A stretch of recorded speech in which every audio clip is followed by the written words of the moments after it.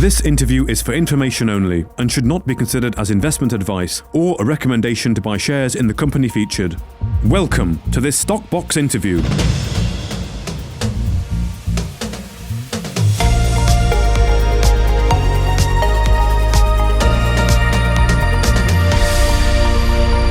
Rome Resources have announced that handheld XRF portable analyzer results from core samples from the Kalai Prospect in North Kivu Province, DRC, showed promising tin mineralization. Well, the CEO, Paul Barrett, joins us now. Paul, thank you for your time. How are you? That's fine. Very good, thanks. Well, good to be speaking to you. I know we've been catching up a fair bit. Last time we spoke, we were talking about you'd, I think, seen visual tin mineralization, but this is now you've ran an XRF over the holes, really, or the core that's come up, and identified mineralization, and you've got some grades that have come from the XRF. So is that effectively what we're seeing today? Yes, it's slightly more sophisticated than that because the process that they do on site before they ship the core out to the lab is they grind out a slot, basically about a centimetre wide slot, and then average that by pulping over a certain. So it is more scientific insofar as it's similar to the process that we get in the lab, but the handheld XRF has obviously got a plus or minus feel to it. So these results are a pretty good indication of what we're hoping to get from the assays. They're not spot numbers. They are actually averaged over a small area. Right, okay, so it's not just, I was going to ask you about this slot cutting because I've not actually seen that before, so it's not just running an XRF gun over the core, it's actually cutting a sample out as it would be as it goes to fire assay and then making a sample of that from the XRF. Yeah. Okay. Yeah. So I know that it's not ideal. It's not the end point, but it does with the amount of paperwork and bureaucracy that's required to get the core out from Bukavu through to Lubumbashi and then to South Africa. It does take time. So we thought it was worth indicating to our investors that we are getting some pretty good tin numbers already, and then we will have to wait, probably 3 to 4 weeks at maximum for some certified assets to come through. So really, this is about giving investors the sort of the reassurance that you're encountering the tin mineralization that you wanted to, and giving them a bit of food to keep them going as you wait for the official assay results. Yeah, that's right. I mean, the team, Mark Gasson, Jamie on the ground, they know what they're looking for in these things, and so this is exactly the same process that they went through with the AlphaMin. Okay. Project. So, yeah, I mean, it's something that is a very good indicator that we'll have something hopefully quite good.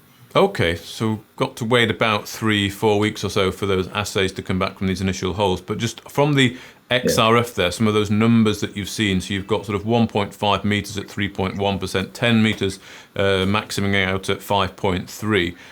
What does that mean? I mean, is that looking good? Is that the results you're expecting? Is that suggesting that this is economical? Well, I think it's in line with what we're expecting in terms of the grades. I mean, somewhere between 1% and 5% is. I mean, it is a wide range, but if we're in that zone, then it is very good. I mean, and Palmer South is 2.5% average. So that's the kind of zone, and that is very economic. So yeah, I think it does look good. Right. Okay. Good. And I noticed as well from the RNS you talked about a narrow zone of tin mineralization was intersected and it was sort of pinching and swelling. So could you just elaborate a little bit on this and what you actually saw here? Yes, I think in that particular hole, in number 7, it was a pretty thin zone. But then this is what happens. It does, as you say, it swells, it pinches. It depends on the dilation in the rock as it was emplaced. So as we go further up and down the strike, we'll get different thicknesses of it. This is just, unfortunately, at the thin end of the wedge, as it were. Right. But the hole that we're drilling at the moment, so the number 9 well at the moment, we're just sitting above the top of hopefully the zone that we've been looking for. We're starting to see some tin. So Yeah, it's just a bit of a patient waiting game, I'm afraid. Well, that's okay. That's okay. You're certainly cracking on, that's for sure. And I know you want to get a fourth rig spinning fairly soon, which we'll talk about in a moment. But if we just get a bit of a picture of what's going on site. So the holes that you've announced the assays for, that I've announced the XRF for that have gone to assay. That's holes 5, 6, and 7. And then there are 3 currently being drilled. So that's 9, 16, and 10. So this is sort of 6 holes out of 16 that you've been wanting to target. Yes, I mean, I think if you look at it, it probably looks as though we're going a little bit slow. We did have some issues with stuck rods in the hole in both 9 and 16, which have now been resolved, and we're back to drilling. So you lose a few days here and there. It's just drilling operations, really. It's just the way it is. So I think we will be back on track. We are drilling with 2 out of the 3. The third one will be back to drilling today, hopefully, and the fourth rig, as I say, is somewhere in the DRC in a convoy of trucks, and so that will get here towards the end of the weekend, early next week. Right, okay, and hoping to get that spinning out, I guess, in short order. And of course, you're now drilling on the Mount Agoma area as well. This is the other area you wanted to be doing some testing.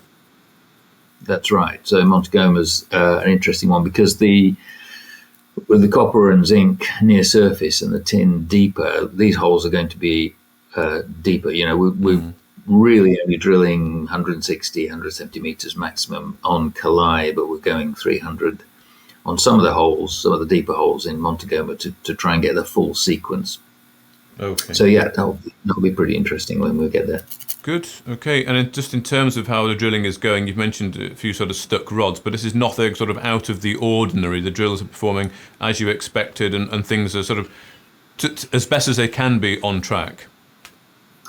Oh yeah, I mean in this environment, you have a really deeply weathered surface. So the first 20 or 30 meters is weathered and unstable and unconsolidated, and therefore you do get problems with the holes falling in on the rods, and you suffer not being able to pull them out. So It's not unusual. That's right.